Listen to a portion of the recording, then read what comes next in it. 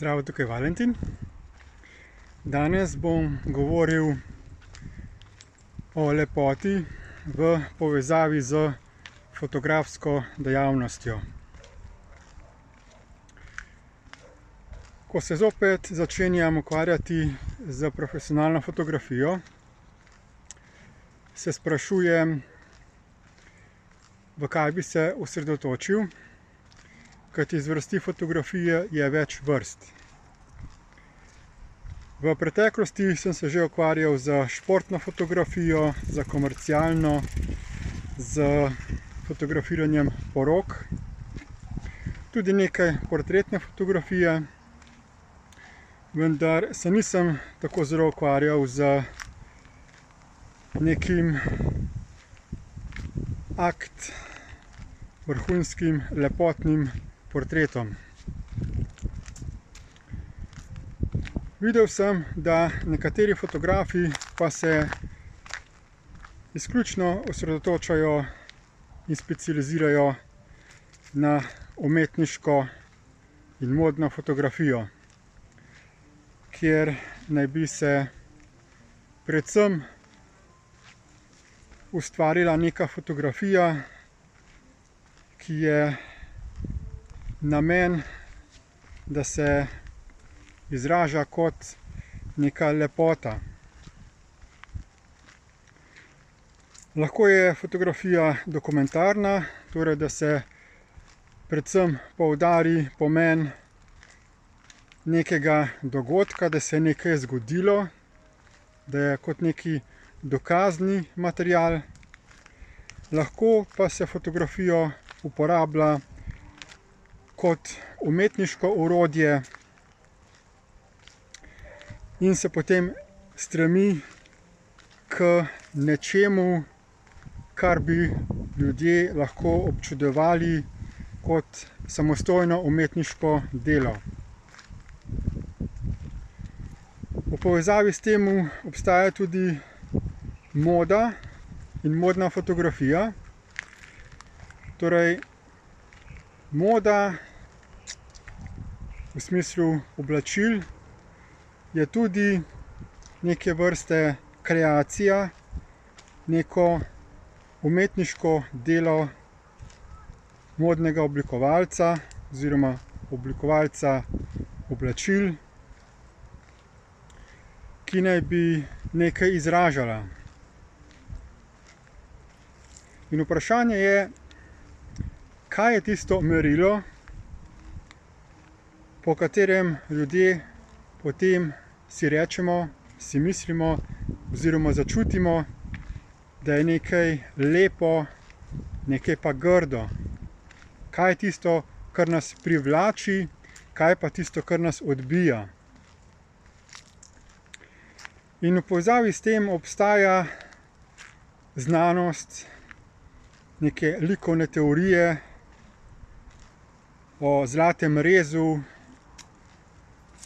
o določenih razmerjih, o barvnih harmonijah. Nekaj, kar ne bi bilo univerzalno za vse ljudi, in če potem slediš tem zakonitostim, potem lahko ustvariš neki izdelek, ki ga bodo lahko ljudje označili kot lepega. Ampak ni to samo stvar neke znanstvene teorije. Tudi nekdo, ki ne pozna teh pravil, lahko ustvari nekaj, kar ljudje občudujejo, kajti sledi nekemu svojemu notranjemu občutku. Skratka, znotraj nas obstajajo neka merila, neki kriteriji, po katerih se potem lahko odločamo, ali nas bo nekaj pritegnilo ali ne.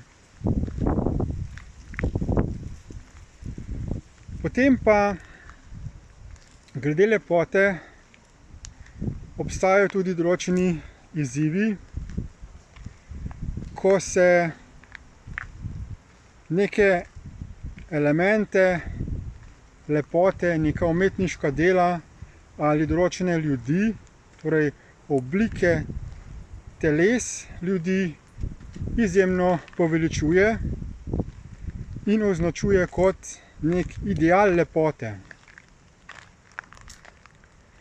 To je tudi potem problematično, ko ljudje, ki niso zmožni ustvariti ali izraziti neke vizualne lepote, ali ki imajo telesa, ki ne ustrezajo tem lepotnim idealom, potem ne morejo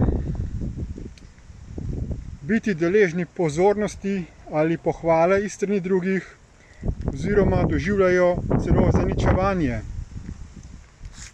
Pri tem seveda nastanejo konflikti, določeni ljudje postanejo depresivni,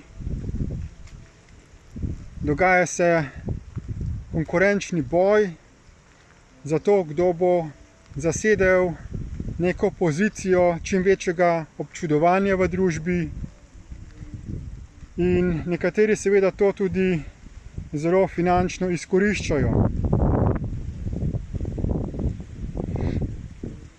Jaz seveda ne želim ustvarjati dodatne problematike glede tega in se sprašujem, kako delovati kot fotograf, ki bo ustvarjal neke izdelke, ki jih bodo drugi občudovali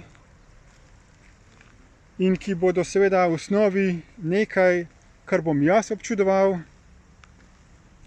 da pa se seveda ne bom preveč navezoval na te stvaritve in da tudi ne bom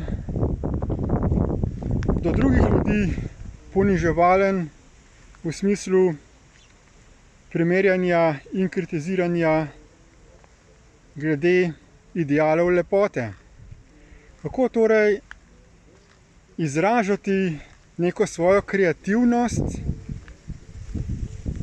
da bo hkrati omogočila meni zaslužek, torej da bo nekaj, kar se bo lahko prodajalo,